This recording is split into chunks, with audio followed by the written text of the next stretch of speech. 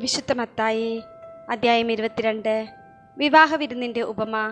യേശു വീണ്ടും ഉപമകൾ വഴി അവരോട് സംസാരിച്ചു. സ്വർഗരാജ്യം തൻ്റെ പുത്രന് വേണ്ടി വിവാഹ വിരുന്നൊരുക്കിയ രാജാവിന് സദൃശ്യം. വിവാഹ വിരുന്നിന് ക്ഷണിക്കപ്പെട്ടവരെ വിളിക്കാൻ അവൻ ഭൃത്യന്മാരെ അയച്ചു. എന്നാൽ വരാൻ അവർ വിസമ്മതിച്ചു. വീണ്ടും അവൻ വേറെ ഭൃത്യന്മാരെ അയച്ചുകൊണ്ട് പറഞ്ഞു, ഇതാ വിരുന്ന് സജ്ജമായിരിക്കുന്നു. എൻ്റെ കാളകളെയും കൊഴുത്ത മൃഗങ്ങളെയും കൊന്ന് എല്ലാം തയ്യാറാക്കി കഴിഞ്ഞു.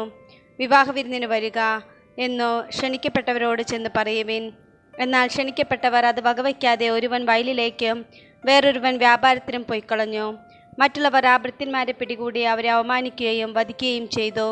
രാജാവ് ക്രുദ്ധനായി സൈന്യത്തെ അയച്ച് ആ കൊലപാതകികളെ നശിപ്പിച്ചു, അവരുടെ നഗരം അഗ്നിക്കിരയാക്കി. അനന്തരം അവൻ ഭൃത്യന്മാരോട് പറഞ്ഞു, വിവാഹ വിരുന്ന് തയ്യാറാക്കിയിരിക്കുന്നു, എന്നാൽ ക്ഷണിക്കപ്പെട്ടവർ അയോഗ്യരായിരുന്നു. അതിനാൽ നിങ്ങൾ വഴിക്കവലകളിൽ ചെന്ന് അവിടെ കണ്ടെത്തുന്നവരെയെല്ലാം വിവാഹ വിരുന്നിന് ക്ഷണിക്കുവേൻ. ആ ഭൃത്യന്മാർ നിരത്തുകളിൽ ചെന്ന് ദുഷ്ടരും ശിഷ്ടരും ഉൾപ്പെടെ കണ്ടെത്തിയവരെയെല്ലാം വിളിച്ചുകൂട്ടി. അങ്ങനെ വിരുന്നുശാല അതിഥികളെ കൊണ്ട് നിറഞ്ഞു. അതിഥികളെ കാണാൻ രാജാവ് എഴുന്നള്ളിയപ്പോൾ വിവാഹ വസ്ത്രം ധരിക്കാത്ത ഒരാളെ അവിടെ കണ്ടു. രാജാവ് അവനോട് ചോദിച്ചു, സ്നേഹിത, വിവാഹ വസ്ത്രം ധരിക്കാതെ നീ ഇവിടെ പ്രവേശിച്ചത് എങ്ങനെ? അവൻ മൗനം അവലംബിച്ചു. അപ്പോൾ രാജാവ് പരിചാരകന്മാരോട് പറഞ്ഞു, അവനെ കൈകാലുകൾ കെട്ടി പുറത്തെ അന്ധകാട്ടിലേക്ക് വലിച്ചെറിയുക. അവിടെ വിലാപവും പല്ലുകടിയുമായിരിക്കും. എന്തെന്നാൽ വിളിക്കപ്പെട്ടവർ വളരെ, തിരഞ്ഞെടുക്കപ്പെട്ടവരോ ചുരുക്കം. സീസറിന് നികുതി. അപ്പോൾ ഫരിസേയർ പോയി യേശുവിനെ എങ്ങനെ വാക്കിൽ കൊടുക്കാമെന്ന് ആലോചന നടത്തി. അവർ തങ്ങളുടെ അനുയായികളെ ഹേറോദസ് പക്ഷക്കാരോടൊത്ത് അവൻ്റെ അടുത്ത് അയച്ചു ചോദിച്ചു, ഗുരു, നീ സത്യവാനാണെന്നും ആരുടെയും മുഖം നോക്കാതെ നിർഭയനായി ദൈവത്തിൻ്റെ വഴി സത്യമായി പഠിപ്പിക്കുന്നുവെന്നും ഞങ്ങൾ അറിയുന്നു. അതുകൊണ്ട് ഞങ്ങളോട് പറയുക, നിനക്ക് എന്ത് തോന്നുന്നു? സീസറിന് നികുതി കൊടുക്കുന്നത് നിയമാനുസൃതമാണോ അല്ലയോ? അവരുടെ ദുഷ്ടത മനസ്സിലാക്കിക്കൊണ്ട് യേശു പറഞ്ഞു, കപടനാട്യക്കാരെ, നിങ്ങൾ എന്നെ പരീക്ഷിക്കുന്നത് എന്ത്? നികുതിക്കുള്ള നാണയം എന്നെ കാണിക്കുക. അവർ ഒരു ദനാർ അവനെ കാണിച്ചു. യേശു ചോദിച്ചു, ഈ രൂപവും ലിഖിതവും ആരുടേത്? സീസറിൻ്റേത് എന്ന് അവർ പറഞ്ഞു. അവൻ അരുളി ചെയ്തു, സീസറിനുള്ളത് സീസറിനും ദൈവത്തിനുള്ളത് ദൈവത്തിനും കൊടുക്കുക. ഇത് കേട്ട് അവർ വിസ്മയഭരിതരായി അവനെ വിട്ടുപോയി. പുനരുത്ഥാനത്തെക്കുറിച്ച്.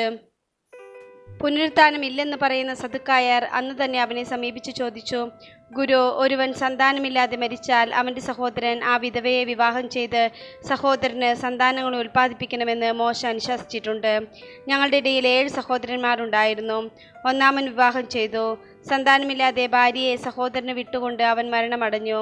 ഇങ്ങനെ തന്നെ രണ്ടാമനും മൂന്നാമനും, അങ്ങനെ 7-ാമൻ വരെയും. അവസാനം ആ സ്ത്രീയും മരിച്ചു. അതിനാൽ പുനരുത്ഥാനത്തിൽ അവൾ ഈ 7 പേരിൽ ആരുടെ ഭാര്യയായിരിക്കും? അവർക്കെല്ലാം അവൾ ഭാര്യയായിരുന്നിട്ടുണ്ടല്ലോ. യേശു മറുപടി പറഞ്ഞു, വിശുദ്ധ ലിഖിതങ്ങളോ ദൈവത്തിൻ്റെ ശക്തിയോ മനസ്സിലാക്കാത്തതിനാൽ നിങ്ങൾക്ക് തെറ്റുപറ്റിയിരിക്കുന്നു. പുനരുത്ഥാനത്തിൽ അവർ വിവാഹം ചെയ്യുകയോ ചെയ്തു കൊടുക്കുകയോ ഇല്ല. പിന്നെയോ അവർ സ്വർഗദൂതന്മാരെ പോലെ ആയിരിക്കും. ഞാൻ അബ്രാഹത്തിൻ്റെ ദൈവവും ഇസ്ഹാക്കിൻ്റെ ദൈവവും യാക്കോബിൻ്റെ ദൈവവുമാണ് എന്ന് മരിച്ചവരുടെ പുനരുത്ഥാനത്തെപ്പറ്റി ദൈവം നിങ്ങളോട് അരുളി ചെയ്തിരിക്കുന്നത് നിങ്ങൾ വായിച്ചിട്ടില്ലേ? അവിടുന്ന് മരിച്ചവരുടെ അല്ല, ജീവിക്കുന്നവരുടെ ദൈവമാണ്. ജനക്കൂട്ടം ഇത് കേട്ടപ്പോൾ അവൻ്റെ പ്രബോധനത്തെപ്പറ്റി ആശ്ചര്യപ്പെട്ടു. സുപ്രധാന കൽപ്പനകൾ. യേശു സദുക്കായരെ വാക്കുമുട്ടിച്ചെന്ന് കേട്ടപ്പോൾ ഫരിസേയർ ഒന്നിച്ചുകൂടി. അവരിൽ ഒരു നിയമപണ്ഡിതൻ അവനെ പരീക്ഷിക്കാൻ ചോദിച്ചു, ഗുരു, നിയമത്തിലെ അതിപ്രധാനമായ കൽപ്പന ഏതാണ്? അവൻ പറഞ്ഞു, നീ നിന്റെ ദൈവമായ കർത്താവിനെ പൂർണ്ണ ഹൃദയത്തോടും പൂർണ്ണ ആത്മാവോടും പൂർണ്ണ മനസ്സോടും കൂടി സ്നേഹിക്കുക. ഇതാണ് പ്രധാനവും പ്രഥമവുമായ കൽപ്പന. രണ്ടാമത്തെ കൽപ്പനയും ഇതിന് തുല്യം തന്നെ, അതായത് നിന്നെപ്പോലെ നിന്റെ അയൽക്കാരനെയും സ്നേഹിക്കുക. ഈ 2 കൽപ്പനകളിൽ സമസ്ത നിയമവും പ്രവാചകന്മാരും അധിഷ്ഠിതമായിരിക്കുന്നു. ക്രിസ്തു ദാവീദിൻ്റെ പുത്രൻ. ഫരിസേയർ ഒരുമിച്ച് കൂടിയപ്പോൾ യേശു അവരോട് ചോദിച്ചു, നിങ്ങൾ ക്രിസ്തുവിനെ പറ്റി എന്ത് വിചാരിക്കുന്നു? അവൻ ആരുടെ പുത്രനാണ്? ദാവീദിൻ്റെ എന്ന് അവർ പറഞ്ഞു. അവൻ ചോദിച്ചു, അങ്ങനെയെങ്കിൽ ദാവീദ് ആത്മാവിനാൽ പ്രചോദിതനായി അവനെ കർത്താവ് എന്ന് വിളിക്കുന്നത് എങ്ങനെ? അവൻ പറയുന്നു, കർത്താവ് എൻ്റെ കർത്താവിനോട് അരുളി ചെയ്തു, ഞാൻ നിന്റെ ശത്രുക്കളെ നിന്റെ പാദങ്ങൾക്ക് കീഴിലാക്കുവോളം നീ എൻ്റെ വലത്ത് ഭാഗത്ത് ഉപവിഷ്ടനാവുക. ദാവീദ് അവനെ കർത്താവേ എന്ന് വിളിക്കുന്നുവെങ്കിൽ അവൻ അവൻ്റെ പുത്രനാവുന്നത് എങ്ങനെ? അവനോട് ഉത്തരമായ ഒരു വാക്കുപോലും പറയാൻ ആർക്കും കഴിഞ്ഞില്ല. അന്നു മുതൽ അവനോട് എന്തെങ്കിലും ചോദിക്കാൻ ആരും ധൈര്യപ്പെട്ടതുമില്ല.